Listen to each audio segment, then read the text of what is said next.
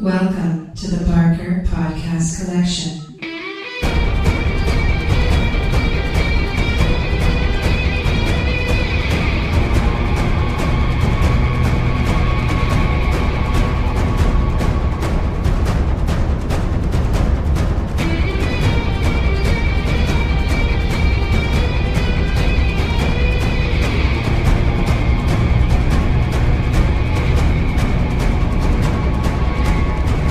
Welcome to the Not Watching Podcast. My name's Rob Howard, and this week I'm joined by Ian Bruce and Marcus Hurley.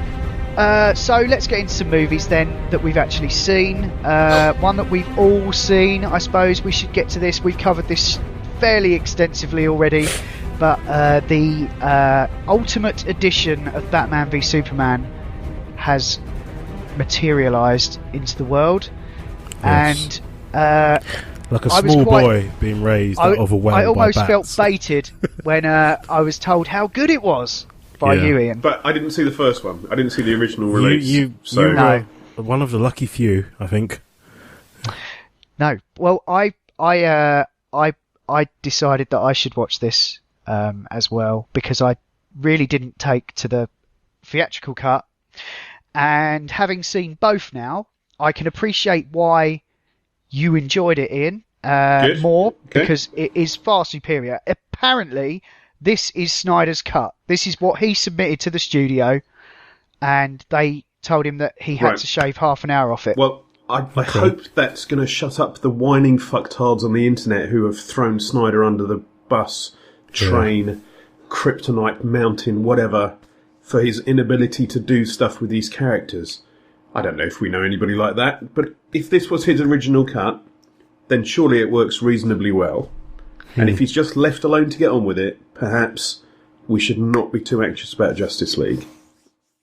No, my takeaway from it was, I agree with what you're saying. I certainly felt warmer towards the movie, but I don't know whether it's just because I saw it a second time or that the second time I watched a cut of it that made more sense.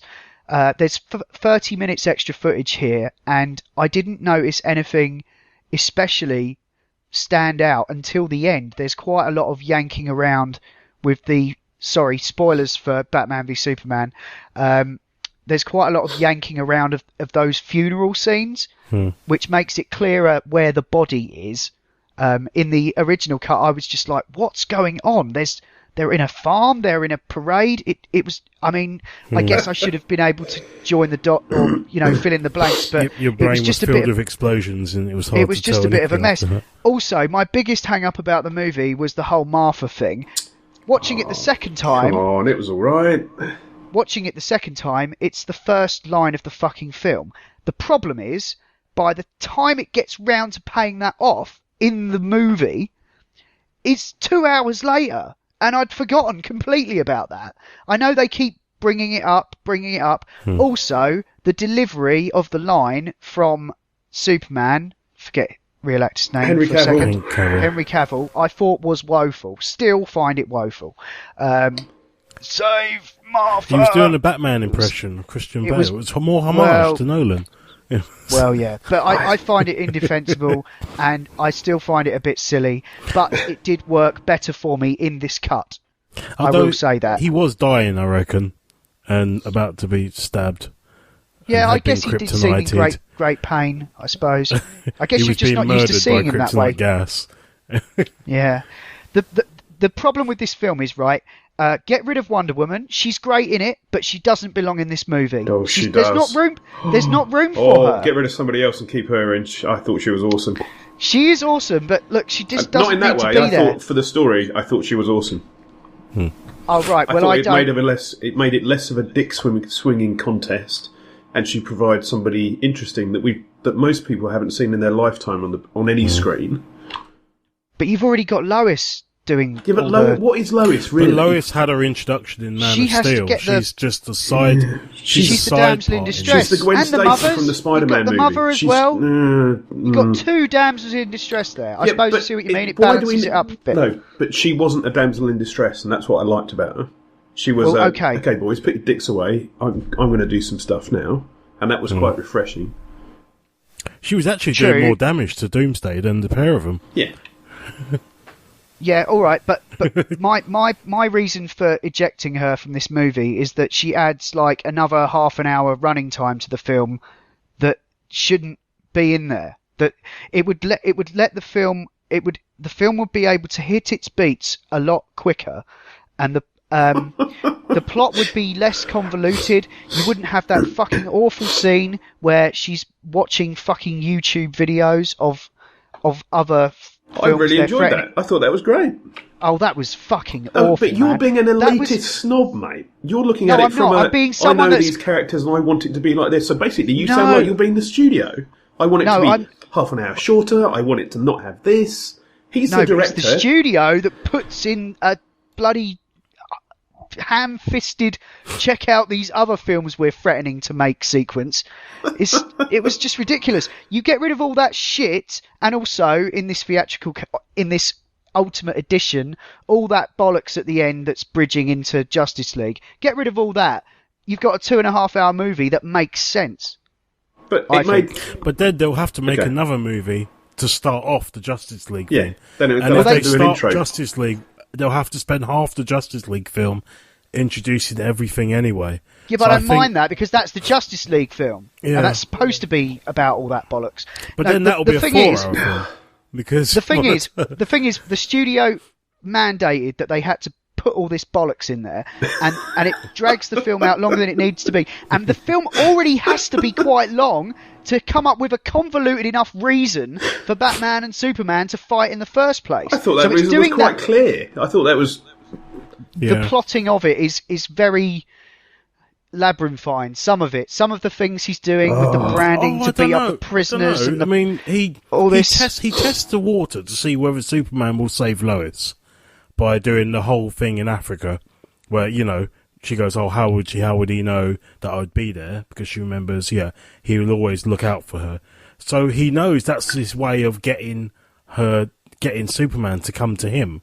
By getting Lois. So when he pushes her off the building, he's doing that because he's already tested the waters at the start in Africa. It's a really convoluted way of doing it, but that's what Lex Luthor is.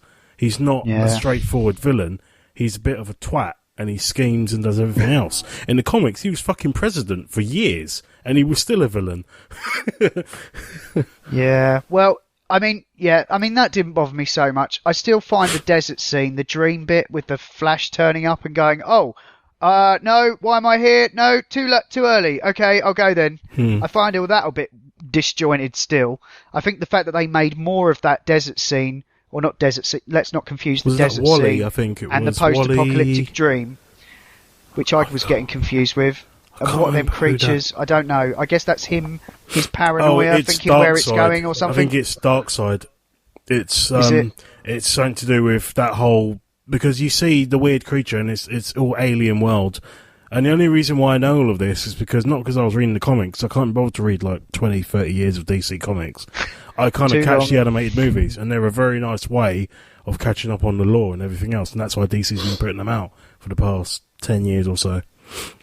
Yeah, and well, they none of kind that of explain, should be necessary. No, but when I saw the whole bit with Cyborg, where you see the cube go into him and he starts freaking out, I looked at that cube, and because I'd watched one animated film, I went, shit, that looks like a Darkseid cube. And it was almost ripped entirely from this animated movie, without knowing who Cyborg is. So when you see that little scene that wasn't in the theatrical cut, where you see in the Kryptonite ship, and you see Lex standing in front of this being, and it's there for a moment. When they storm the ship, and he's standing there, and this being just dissolves out, around him are these cubes. And that's Darkseid. And that's why he loses his mind, saying there's other things coming, everything else. That's where he loses the tipping point. It made no sense in the cinema why he lost his shit. But after that scene, you realise he's been in communion with this intergalactic being, and it's messed him up. It's kind of the equivalent of in the Marvel films where the Icelandic professors had Loki in his head, and he's gone balmy after it. I thought it kind of reminded me of that. But that's the whole point. It's the fact that you have to make these assumptions and kind of put two and two together rather than it following logically through. which I thought was a trying bit to shoddy. do too much. They're trying to do too much because they're playing catch up, and that's what compromises the film, in my opinion. But and I'm not being an elitist snob. I just want to watch a film that's good. But this is what I think the villain for the Justice League movie is going to be. It's going to be Darkseid. It has to be because this film's setting it up. Then I would suggest going in and letting the person who's made the film show you what they wanted to make. Well, let the studio do that, and then not put out into the cinema a substandard product that winds everybody up and makes people, I mean, there's a lot of people that I guess, have heard all the negativity about it and aren't even going to give it a chance, and there's people that saw it who didn't like it, who aren't going to watch this cut. Yeah. I mean, I still haven't seen the extended cut of Kingdom from Heaven. I'd quite like the original cut, to be honest. But it's almost like it's all subjective, eh? It is a bit. But anyway, so you quite liked it, Ian.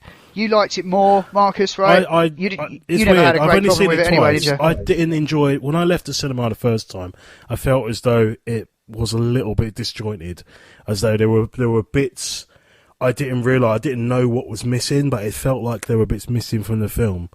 It felt like before it wasn't just I realised extended cuts. Well, it felt like, I know, they but rearranged the order of the scenes. But it was just it was enough to tell the whole film coherently, and I actually found myself really enjoying it. I turned around to Suze partway through and went, I'm actually really enjoying this. I don't know what I saw in the cinema when I paid my 11 quid or whatever to go and see it, but I'm not feeling as confused as I was that time. It might be because maybe I know the plot a bit more. I don't know. Well, that's how I feel. Is like how much of it was a better edit, and how much of it was just me being ready for things to happen. Yeah, I was kind of watching it, trying to scrutinise it. So I was kind of putting me too. I was tweeting all the way through it. Journalistic. Yeah, I know. I was reading it, but I found it was a much better cut. And bearing in mind the rumours, like I said to you, that originally what they penned was a 4-hour film, and then they shaved that down to 3 hours, and then they had to take out an extra half hour from that. I would imagine there would have been more of external elements and stuff, and there would have been probably more explanations of other beings and whatever. But I would imagine all of that would have been in there, but it's just way too long. They brought in the guy who wrote on a lot of the other films Ben Affleck's been in recently, and I have to say there was certain parts of the script where I was going, this is really nicely written, like the actual dialogue, and there's some little bits in there where forget Holly Hunter's character says something about a jar of piss, and so that's why he uses the jar of piss in the courthouse, and it completely throws her. When I first saw the film, I was like, "What? That's weird."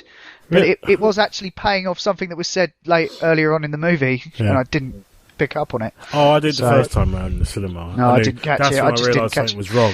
I was like, "Oh shit!"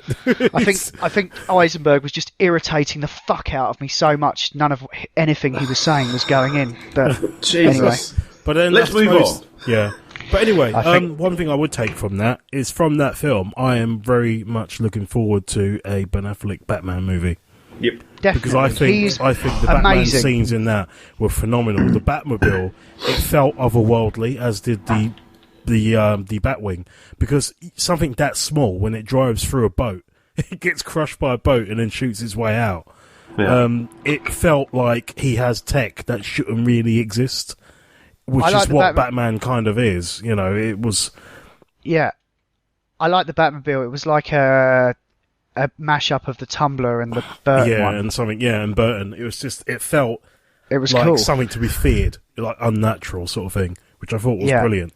And that scene where he's saving Martha, is just brilliant. When he comes in through the floor, it looks like the Raid.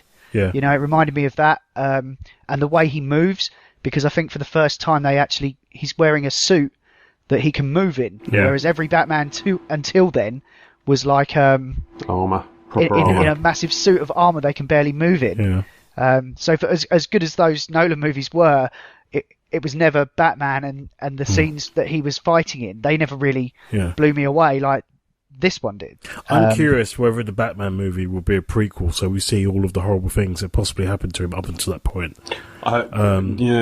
Well, it might it just be a isn't. few years. Yeah. It might just be like, I don't know, 5 years, 2 years before. Because we don't know how long it was before. Because he hints at so many things. Like he's tired of clowns and stuff of the city. We know where that gets you. Well, and the theatrical people and But stuff. he's in the Suicide Squad, though, isn't he? He's I- cameoed in there. Yep. Well, a little I'm bit. wondering if part of Suicide Squad will cover that. Yeah. Because we know he's in it, and I wonder if it's going to have him catching the Joker at the start. Because if they've got that in there, then they are talking like dynamite movie. That is going to fucking kick ass if they've got that in there. I think that's going to kick ass anyway. I know there's a load of Yeah, haters I'm out there, looking but- forward to it. I'm looking There was a forward new to that. trailer today, I think, Was there? which I'm not going to bother looking at now because I'm going to see it. Yeah, true. I'd rather see. I've seen enough, and I am feeling warmer about the whole DC thing Good. now. So yeah. This has been the Not Watching Podcast in partnership with notlistening.co.uk, where you can also hear myself and Iain talk about video games and virtual reality on the Not Playing Podcast, and Adam, Ash and Will talk about all manner of funny things on the Not Listening Podcast, if they ever record again. You can email us at notwatchingpodcast@gmail.com. You can tweet at or follow us on Twitter at notwatchingpod, and you can find the show notes for this show at notlistening.co.uk. If you're listening to us on iTunes, please do give us a review, and that's all for now. Thanks for listening. See ya! Bye.